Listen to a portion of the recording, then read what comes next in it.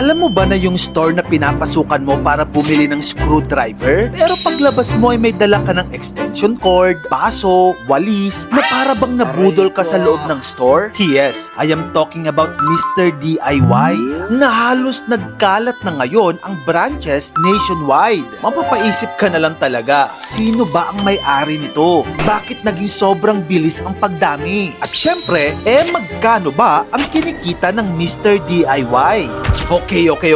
Una sa lahat, hindi Pinoy ang may-ari ng Mr. DIY. Ito ay galing sa bansang Malaysia. Bago naging dambuhalang retail brand ang Mr. DIY, nagsimula lang siya bilang maliit na hardware store sa Kuala Lumpur, Malaysia noong 2005.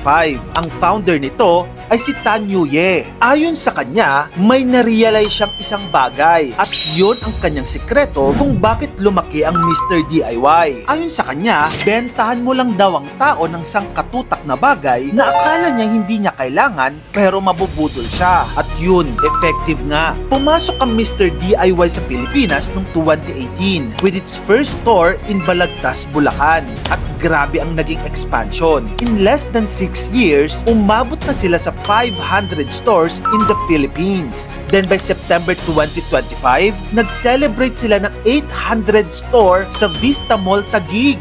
At sa latest official Philippine site nila, nakalagay na 1,000 plus stores na throughout the Philippines. Grabe no, kung iisipin mo, 2018 lang sila nagsimula dito sa Pilipinas. Pero ngayon, mahigit 1,000 na ang stores nila. Ang isa sa matalino nilang strategies, hindi nila kailangan maging pinaka-sosyal na tindahan. Kailangan lang nilang maging pinaka-accessible. Kasi kapag kailangan mo ng extension cord, adhesive hook, storage box, at random na gamit sa bahay, hindi mo gustong mag-travel ng malayo para bumili nito. Gugustuhin mo malapit, mura, maraming choices, at yun ang pinoprovide ng Mr. DIY sa tao. In fact, sa Pilipinas, sinasabi ng official site nila na may around 18,000 types of products ang Mr. DIY. Imaginein mo yon, pumasok ka para bumili ng tape tapos bigla kang napapaisip, Uy, kailangan ko pala ng extension cord. Uy, mura yung tumble. Uy, may panglinis ng CR.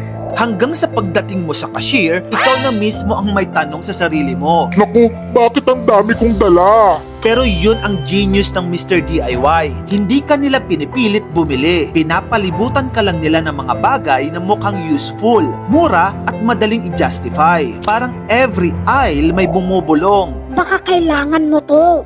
Pero ang tanong na kailangan pa nating sagutin, magkano nga ba ang kinikita ng Mr. DIY? Well, ito ang mas nakakagulat. Sa listed Mr. DIY group sa Malaysia and Brunei, ang reported revenue nila for fiscal year 2025 ay 4.95 billion Malaysian ringgit. Kung i-convert mo yan sa peso, roughly around 74 billion pesos yan. At ang net profit nila o tubo ay 9.5 billion pesos. So isipin mo yan, no? Yung mga screwdriver, basahan, laruan, at random home items, kapag pinagsama-sama sa libo-libong branches at milyong-milyong transactions, nagiging multi-billion business. Doon mo makikita, hindi kailangan super mahal ang product para kumita ng malaki. Minsan, ang tunay na power ay volume. Mura ang item, pero maraming bumibili. Araw-araw at paulit-ulit. That is retail magic. Kung gusto mo pa na magayto pang insightful contents, dito lang yun sa channel ko, kaya follow ka na. Mag-subscribe ka na rin sa aking YouTube channel.